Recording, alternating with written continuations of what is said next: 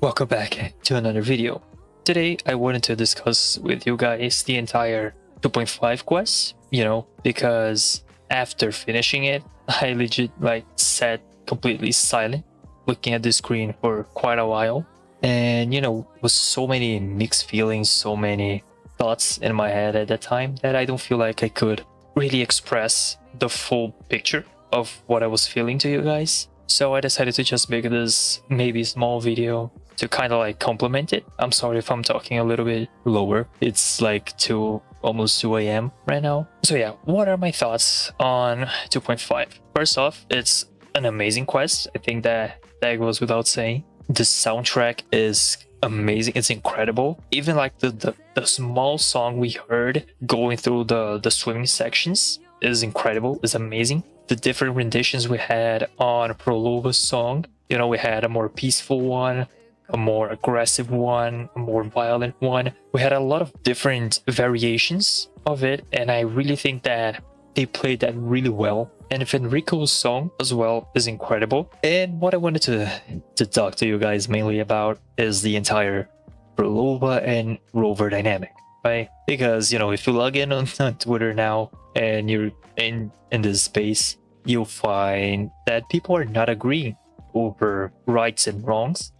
And I think this is amazing, and it shows that Kuro really did an amazing job with this quest because it's not black and white. And so I want to explain you guys my point of view of the entire situation and why I think that there's no right or wrong in this discussion, and both are right in their own way. So let's start with Phrolova, right? The start of our show. I've heard a lot of people saying that it was kind of like a way to redeem her, to explain her actions, kinda, but I disagree with that completely. Okay, what do we see in this quest, right? We see all the factors that led up to her joining the Phraxis, right? So we see her past, where she was just a girl in a small village, loving music. Then we see the meteor strike, how that completely changed her life. After that, we see all the tries she did with religion, with science, with people's knowledge, asking about the wave-worn phenomenon. And every time she tried to do something, she was either used, manipulated, or shunned, abandoned. And how during one of her shows, she met the main character, which made a promise to her where he would come back to hear the entire piece once it's completed, which he never did. And this is kind of one of the main discussion points. Was it Rover's fault? Was it not? So I believe that even if Rover came back, there is still a chance that Phrolova would join the Phraxis anyway. Why do I say that? Because while Rover just gave her the hope, okay, we can start over, the Grand Architect kind of shapeshifted into the people that she loved, right? So she would have less resistance to that. She would feel like she can trust the Grand Architect more than Rover because he is showing the results. He's showing these people to her. So anyway, I believe she would have joined the Phraxis. But saying that Rover had no role to play in this is crazy. Because again, she was completely traumatized. She was completely broken. And with all this shit she went through, having the person that she thought would be her beacon, giving her hope, also lied to her and abandoned her in her eyes, pushed her a little more. I wouldn't say that he was the breaking point, but he had a role to play on this. He is at fault as well. Now, knowing all we know now about Phrolova's past and what she went through, does the quest try to redeem her? No, not at all. And why do I say that? Because in no point did she try to be friends with Rover.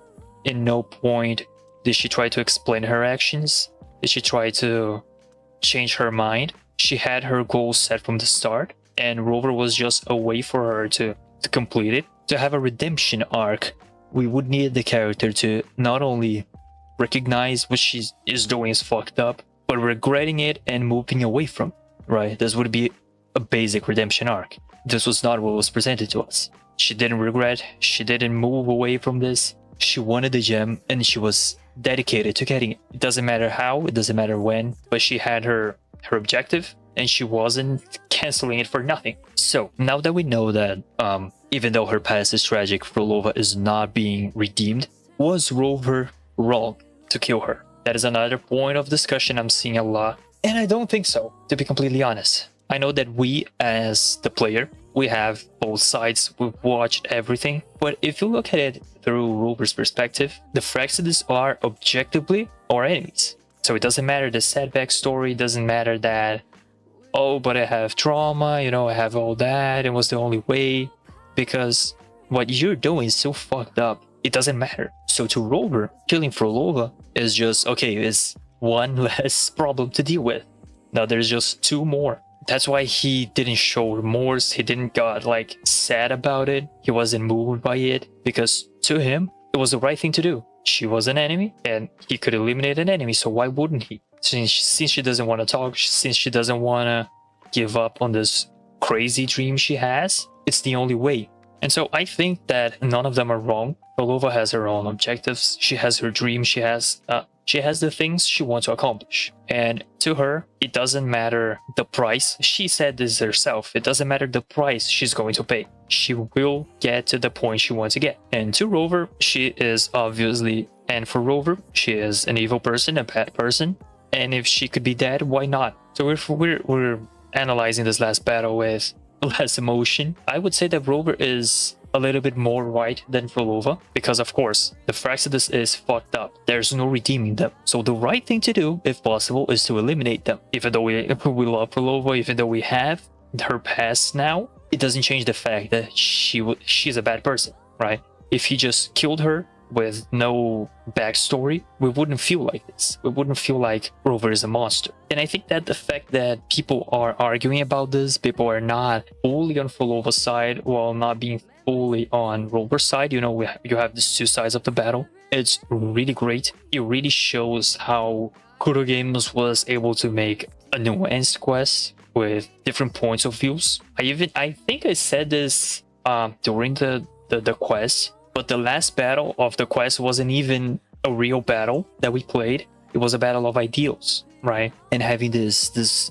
nuance, these characters that won't move anyway, they won't be convinced that what they're doing is fucked up because they have their own plans, their own objectives. You know, it makes me excited for Scar, for Cristoforo, if we're ever getting him, because they'll probably be portrayed in the same way. They probably have their own agendas too, their own objectives they want to accomplish. And Rover will probably not be able to talk to them as well. So it's either kill or be killed, sadly. So for me, at the end of the day, we have a person that is trying to save everyone, which is Rover. And while saving everyone, he also wants to kind of destroy his enemies. It's his whole thing. And on the other side, we have someone with a fucked up past. But even with this past, the shit she's doing now isn't justified, isn't glorified, or isn't shown as like this thing she hates to do. So I really think it was a beautifully written quest. It was incredible to see. And sincerely, I hope that Kuro does more of these kind of gray areas where we can't put a finger quite on if Rover was right, if the enemy was right. Because, you know, having this, oh, the MC is the hero, is the chosen one, is already washed up. So having now, and even though this continued for quite a bit, it's great to see that not only Rover has evolved into a point that not only he speaks more in quests, but he has his own ideals and he will keep them regardless of discussions, regardless of how people see them. He will keep doing what he believes in, and we don't have this image of he is the only righteous, always right hero, because to a lot of people he was wrong in killing Phrolova. It's a really complicated, it's a really difficult topic to talk about, because, you know, we're stirring up a hot pot here. So yeah, to me, none of them were wrong. They had their convictions, they had their dreams, they had the things they want to achieve. And when these ideals clashed, by logic, only one of them could leave. And again, it was a really, really impactful quest. It was a quest that after playing the entire story, I went to sleep and I was still thinking about it when I woke up, because it's a quest that actually left a bad taste in my mouth. You know, I feel like something is missing, because when you think about it, we got nothing. We didn't get anything. We didn't win. There was no bigger goal achieved. There's no bigger reason for us. It was just something that happened. And yeah, I had to cut a lot from the final part because I actually cried a lot. I kept some parts, but not all, especially like after the quest ended. But yeah, for me, I think this filler patch, as some people were saying, is easily one of the best stories I've played in this game, and I really appreciate it a lot. I love it, and I'm really excited to what will be our next quest. So yeah, since this is a discussion, if you watched me yap for so long, please leave your thoughts in the comments, leave your insights, the way you see all this hot pot we're discussing here today, because I want to hear your thoughts as well on who was right, who was wrong, if no one was right, if everyone was right. So yeah, it was a pleasure having you here for so long. I generally don't like asking, but if you got to this point, please subscribe and leave that good old thumbs up. It will help me a lot, trust me. And yeah, I'll see you soon.